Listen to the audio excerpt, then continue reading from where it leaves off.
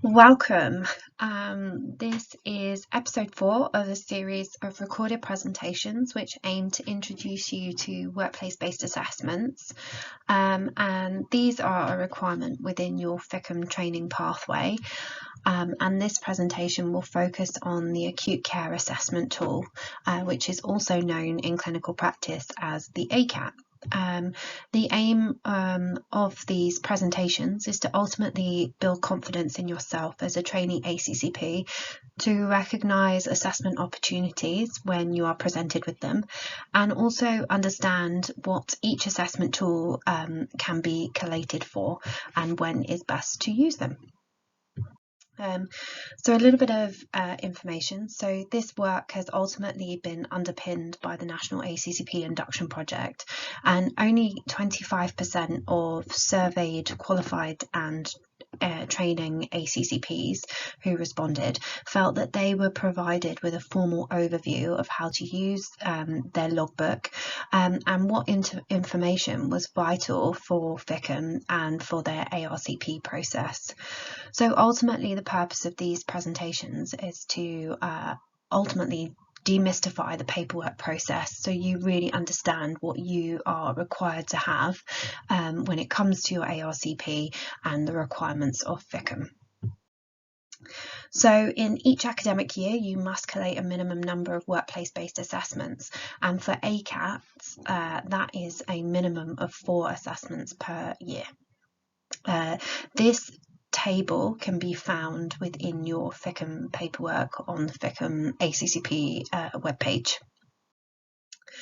So the role of the ACAT assessment is to ultimately assess the trainee's ability to manage the care of multiple patients, and the minimum requirement for these assessments per academic year is 4. But again, along with all the other assessments that you have to undertake, you really need to be able to demonstrate your progression and competency. So additional assessments beyond the minimum requirements may be needed. So the ACAT ultimately is designed to assess the trainee's ability to manage multiple patients over an extended period, such as over or during a clinical shift, and the assessment will focus on a variety of areas, including record keeping, time management, your team working skills, how you hand information over and the quality of that information, and your ability to be a team leader and to show leadership. These are an incredible assessment tool when used right, and you can ultimately map these to multiple areas of your curriculum. So these assessments look slightly different to all the other FICM paperwork that you will see, but they still consist of all the core assessment areas. And often this document is only available as a PDF download, so I strongly recommend that if you are computer savvy, that you take a screenshot of each page and you copy those into a Word version, and then insert text boxes over the areas such as where you're going to populate information, and this will make your life a lot easier over the next 2 years of your training.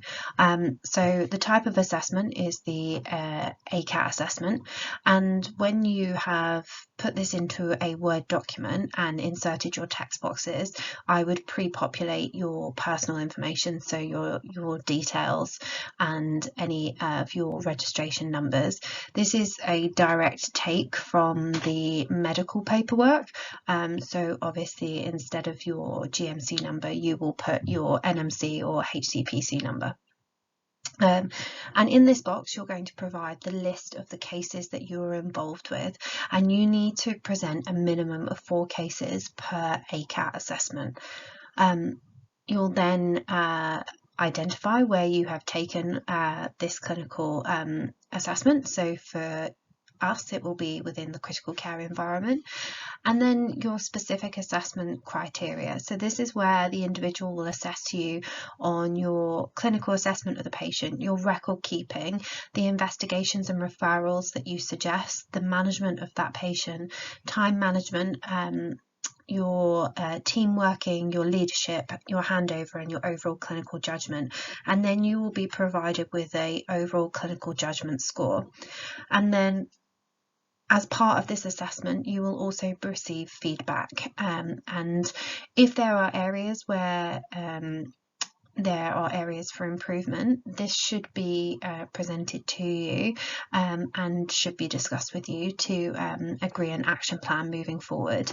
And it is really important that in the trainees' comments that you reflect on what you feel went well and what you feel you would do slightly differently, so you can contribute to this assessment. So what areas can you collect an ACAT for? So as I previously explained, you need 4 assessments throughout the academic year, and per assessment you need 4 patients. Okay, so that's 4 patients for 1 ACAT assessment, and you can collect ACATs for your management of patients during a shift, from presenting them at ward rounds to actioning plans, contributing to their care throughout the shift. And if you are perhaps in the latter stages of your training and you are perhaps more out seeing referrals, you could also consider including ward referrals that you are involved with here and their management plans that you have implemented and discussed with your supervisor or your consultant on duty, and that is a really great way to demonstrate your competency and your progression, and that will map to multiple areas of your curriculum. So here is a very rough idea of how you could populate those cases. It's really important to remember that there should be no patient identifiable data included, so you shouldn't include names, their date of birth, or any hospital numbers, and you should only provide really a brief summary of each patient's. And these are just examples that I've taken from colleagues and how they've populated ACATs during their training. So who can assess an ACAT? So in my experience, these have mostly been consultant-led assessments, but it is worth ascertaining locally if they are happy for registrars or qualified ACCPs to provide these for you.